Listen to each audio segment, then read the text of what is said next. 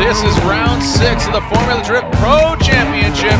This is Crossroads.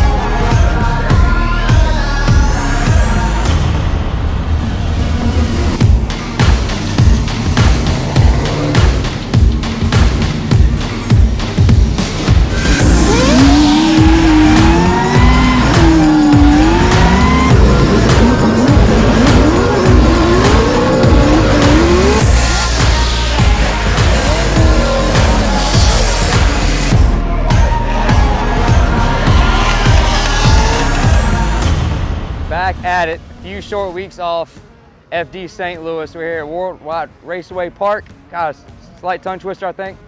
Anyway, I'm feeling good. We had some issues on Thursday practice. We got our first practice in.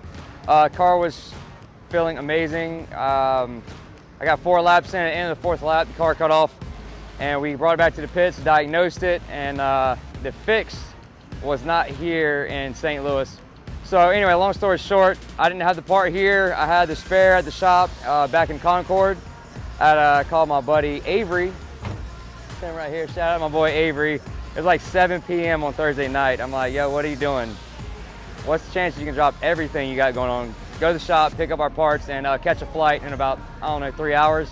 It's like a little over 3 hours I was leaving. So anyway, he came through, and yeah, he showed up about midnight on Thursday night. Went and picked him up, and Friday morning, Mike and Hustle also here this weekend. They got all the new parts on, got some suspension stuff dialed in, and we're ready to go out for our practice before qualifying.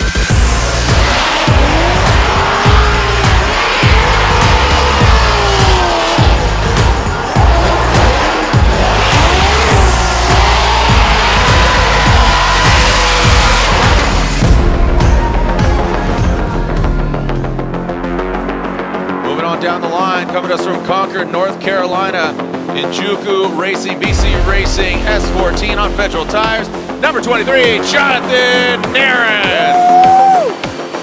So, are you ready to send it?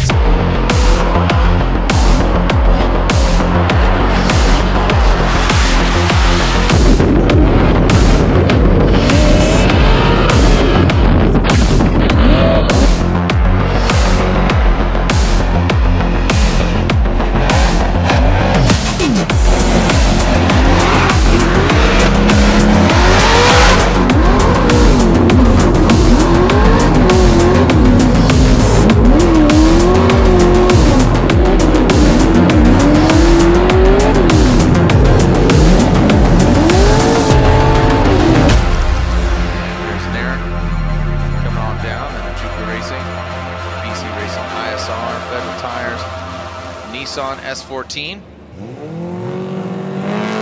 Ryan Tuerck will lead, and Jonathan Nairn, that is allowed. You are allowed to jump the light. Ryan Tuerck will lead Jonathan Nairn, give a chase in his first outside zone.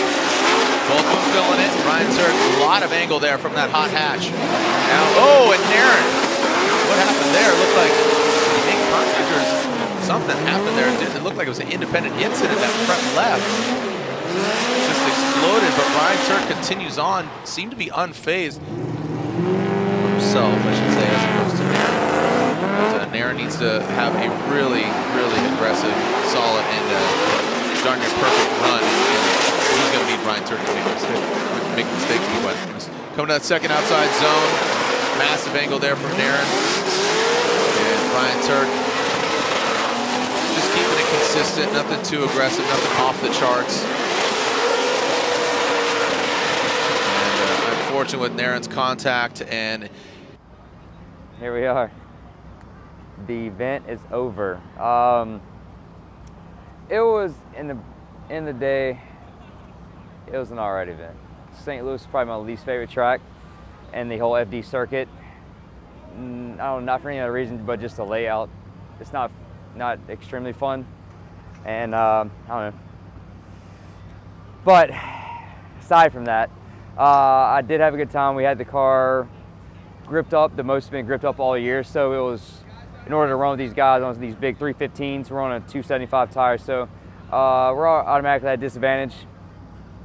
So we're set up for that. You know, we put a ton of grip in the car to keep up with the guys like Ryan Tuerck I've seen in top 32 and Chelsea Denofa that I've seen in practice prior to top 32.